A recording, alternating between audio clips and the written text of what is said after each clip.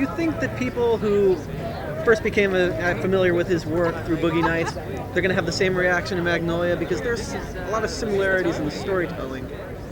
Well, I think he's so innovative. I think he takes bold chances and sticks his neck out. And I think what excites an audience is not necessarily that because you love Boogie Nights, you're going to love this. I think you're going to like this because he's such a good filmmaker. And he takes you places a lot of filmmakers don't. And that's his secret, I think. I think so too. Well, he's the cutting edge. Besides your own character, who do you think you most enjoyed watching up there? Oh, I thought the performances were universally and uniformly, superior.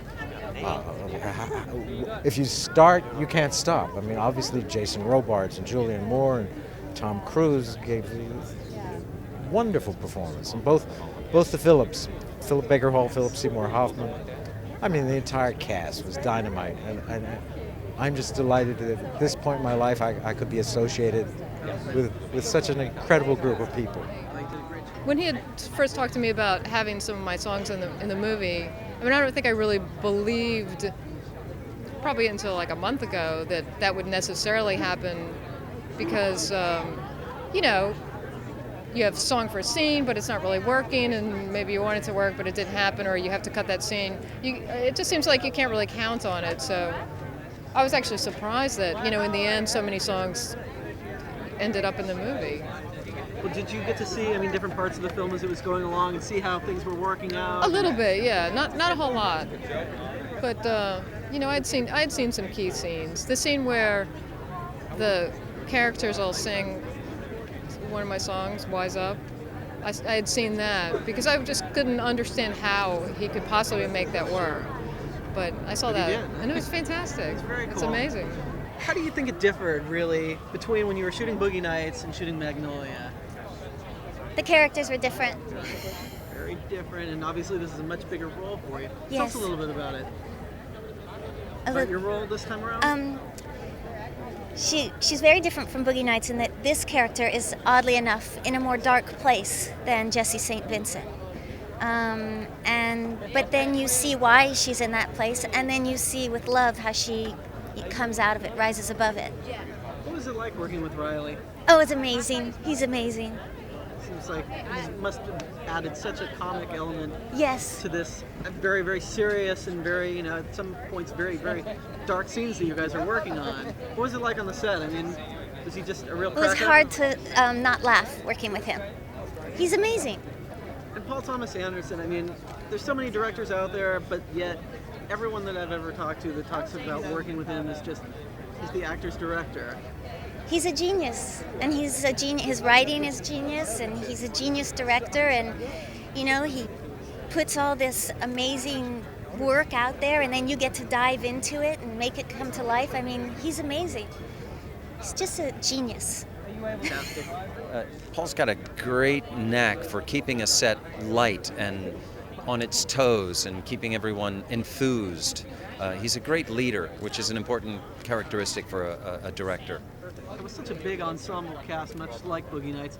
Was there any one person who just really stood out that you were actually surprised, like, wow, I knew this person was good, but... Well, truthfully, we shot our pieces in small units, so I didn't work with the whole cast, even though the way it's been cut, we intertwine. I worked with the people that I act with, and it was great to work with Henry Gibson, who I've always been a fan of, and John C. Reilly. I knew he was good a long time ago. He didn't surprise me. He's great. He is great. Always has been, always will be.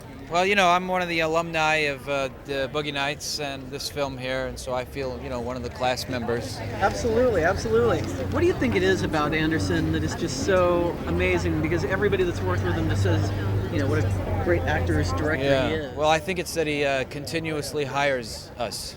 That we're employed. We can actually say we're employed in Hollywood, thanks to Paul. It's a good thing. Yeah. How does he differ from other directors?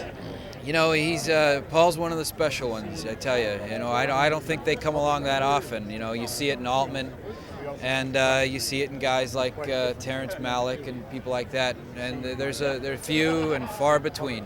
So that's why when he calls, we jump. The Oscar hype is already coming in for your performance in this film. You think it's premature for people to be talking about that? I mean, it's an amazing role. Thank you. I certainly, I mean, you can't speculate about stuff like that. It's incredibly flattering when people, acknowledge your work and stuff, but I mean, that's not why we do it. We do it because we love it, and so you have to kind of ignore all that stuff. How do you compare this with working on Boogie Nights? I mean, obviously they're two entirely different films, Exactly. but yet big ensemble cast, P.T. Anderson's directorial genius. Right. Talk about the differences between the two. Gosh, I mean, they're different because they're different movies, but I mean, they share a lot of similarities because they're a lot of the same actors and it's the same director, so, Is there something intrinsically special about ensemble pieces for an actor? There can be. I mean, it's not special because it's an ensemble. It's usually special because it's a great script. And in the case of Boogie Nights and Magnolia, they're both great scripts. What do you think it is about the San Fernando Valley? For people out there who have never been to that part of LA, why is it so special? I don't know. I think that. Do you think that like the Valley Girl song helped or something like that to like make it sort of a mythical place, like where there was all these wacky girls or something like that? I don't know what it is. I don't know. Grew up there. We know. Yeah, I know. It's very flat and it's very boring and it's not all it's cracked up to be. But on the other hand, it is. I mean, It's an amazing place. I'm lying because I don't want people to move there. This film couldn't be in Silver Lake. No, it couldn't. It couldn't. Had to be. It's just I think Hollywood's such a unique place that anything on the periphery of that is going to probably be even more unique, and that's sort of what the Valley is. And with this film, you had said originally that you really didn't envision it as being this big thing, and it just kind of escalated into that. Right. How did that happen? I just started writing, and I just kept writing and kept writing and kept writing, and I just let my gut take me and decided when to stop, and it took about 3 hours to get the right amount of small and intimate, I think. If you like Paul Thomas Anderson's films, you're going to enjoy this. It's a powerful, unexpected, funny, emotional ride. And when you read the script, were you ready to go with it immediately, or did you think about it a little bit, or? No, I usually when I read a script, I decide immediately. I just know in my gut if I want to do something. So I knew immediately that I wanted to do it. But I spent about 4 or 5 months working with Paul, just talking about the character, and we spent a lot of time. Character like that, you just don't show up the first day and play Mackie. Exactly. Have you lived in the Valley? Have you lived in the Valley? Pardon me? Have you ever lived in the Valley? No, I haven't actually. Early word was it was a very small role, and then it turns out to be, obviously a big pivotal role in there, and now Oscar talk. I mean, how did it come about, really? I just met him in England. I saw Boogie Nights, and he came to visit Nicole and I on the set, and Stanley saw the movie Boogie Nights and liked it very much. And then he just wrote it and offered it to me. How's Nick? How's Nick doing? What do frogs mean to you, Tom? Thank you. What do frogs mean to you?